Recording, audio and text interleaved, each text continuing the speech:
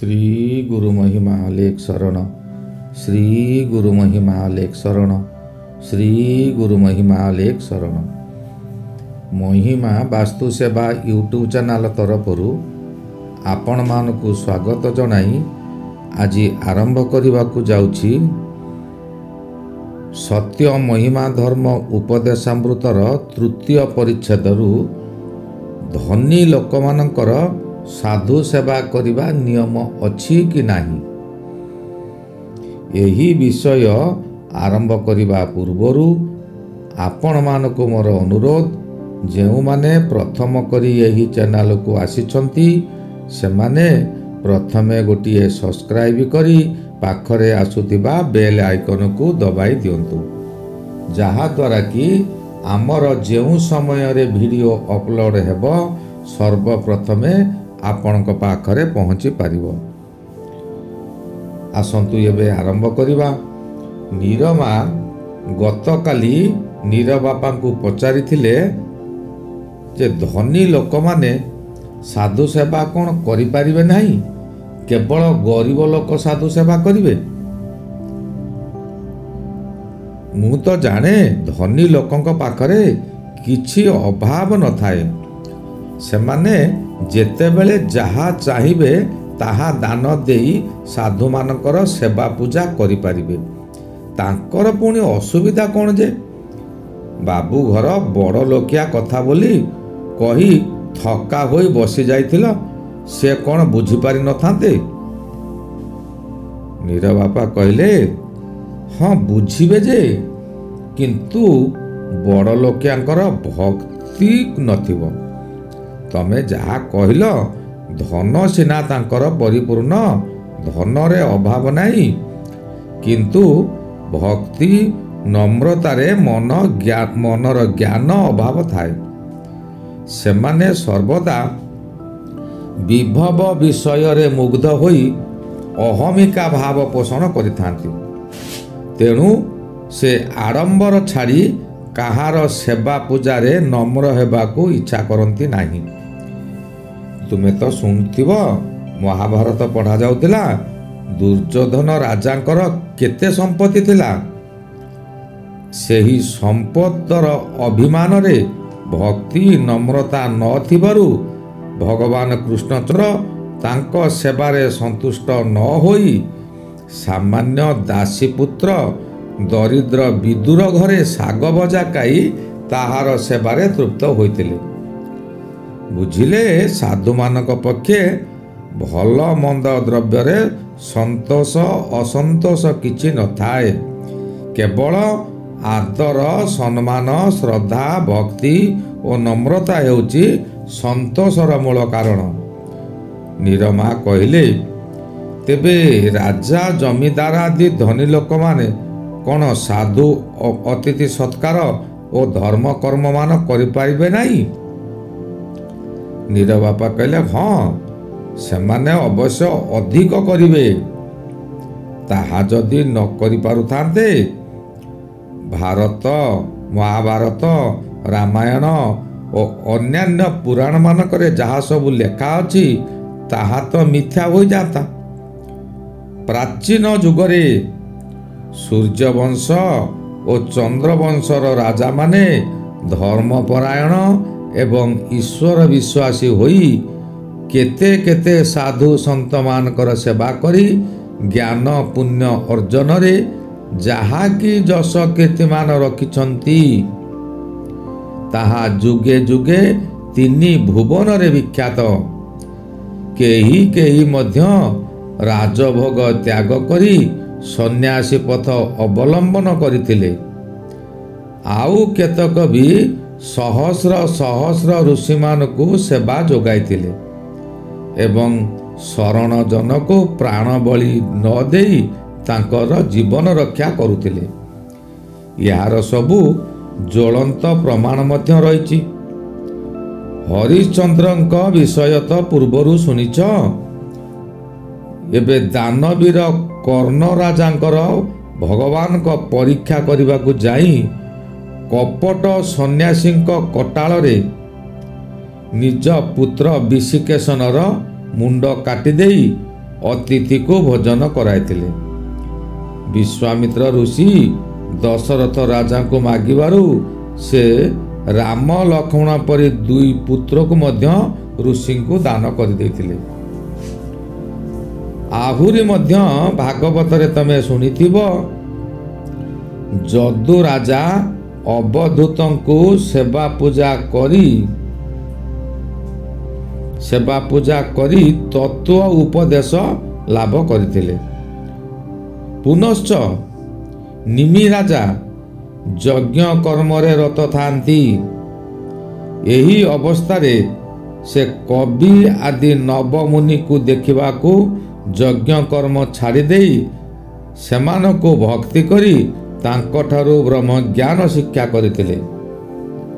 ଆହୁରି ପରୀକ୍ଷିତ ରାଜା ନିଜ ଦୋଷ ପାଇଁ ମୁନି ସାପରୁ ମୃତ୍ୟୁ ଭେଦ ଜାଣିପାରି ପୂର୍ବରୁ ଗଙ୍ଗା କୂଳରେ ମୁନି ଋଷି ଓ ବ୍ରହ୍ମଜ୍ଞ ପଣ୍ଡିତମାନଙ୍କୁ ଆମନ୍ତ୍ରଣ କରି ଅତି ଭକ୍ତିରେ ସେବା ପୂଜା କରିଥିଲେ ଏବଂ ଶୁକ ମୁନିଙ୍କଠାରୁ ଭାଗବତ ଶ୍ରବଣ କରି ମୋକ୍ଷ ପ୍ରାପ୍ତ ହେଲେ।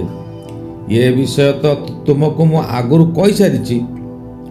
ପୁଣି ଶିବି ରାଜାଙ୍କର ଧର୍ମପଣ ବୁଝିବା ନିମନ୍ତେ ପରୀକ୍ଷା ସୂତ୍ରରେ ଦିନେ ଇନ୍ଦ୍ର ଏବଂ ଅଗ୍ନି ଏ 2 ଦେବତା 2 ଗୋଟି ପକ୍ଷୀ ହେଲେ।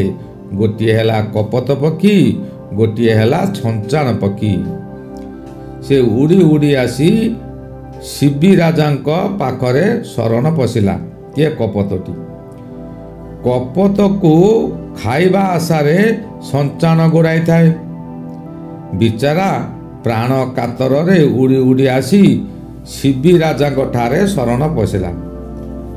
ରାଜା ତାହାଙ୍କୁ ହସ୍ତରେ ଧରି ନେବା ମାତ୍ରେ ପଛରେ ଗୋଡ଼ାଇଥିବା ଛଞ୍ଚାଣଟି ଯାଇ ରାଜାଙ୍କୁ କଟାଳ କଲା। ଏହା ଦେଖି ମହାଧାର୍ମିକ ଶିବି ରାଜା ନିଜ ଅଙ୍ଗରୁ ମାଂସ କାଟିଦେଇ କପତକୁ ରକ୍ଷା କଲେ। କାହିଁକି ନା ଶିବି ରାଜା ଛଞ୍ଚାଣକୁ କହିଲେ, ଇଏ କପତଟି ଅବା କେତେ ମାଂସ ହେବ? ୟାକୁ ତୁ ଖାଇ ତୋ ଉଦର ଶାନ୍ତି କରିବୁ।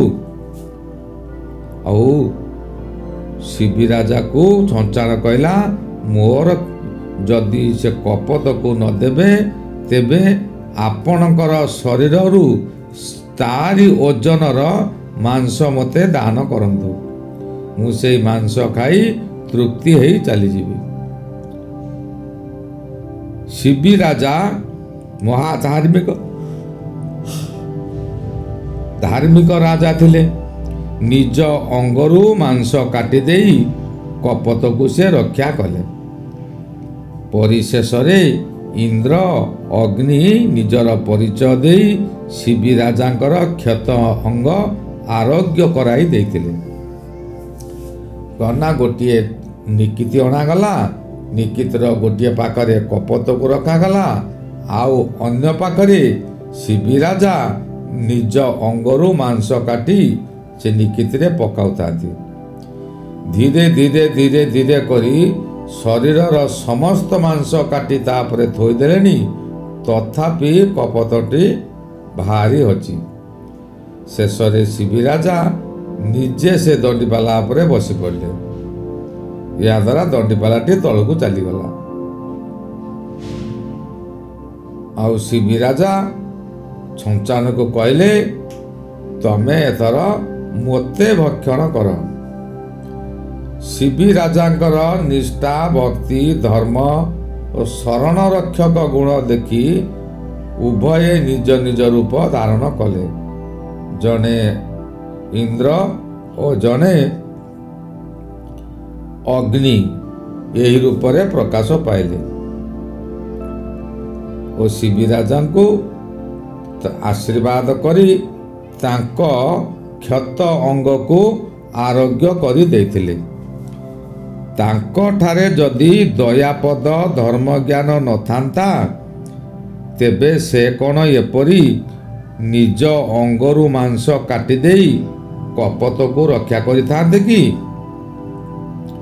ମହାଭାରତରେ ମଧ୍ୟ ଶୁଣିଥିବ, ଯୁଧିଷ୍ଠିରଙ୍କ ସହ ପାଣ୍ଡବ 5 ଭାଇ ବନବାସ କାଳରେ ଦିନକୁ ଶତ ଶତ ସାଧୁ ଅତିଥି ଓ ଦୁଃଖୀ ଦରିଦ୍ର ଭିକ୍ଷୁକ ବ୍ରାହ୍ମଣମାନଙ୍କୁ କିପରି ସେବା ସତ୍କାର କରି ସେମାନଙ୍କ ଆଶୀର୍ବାଦରୁ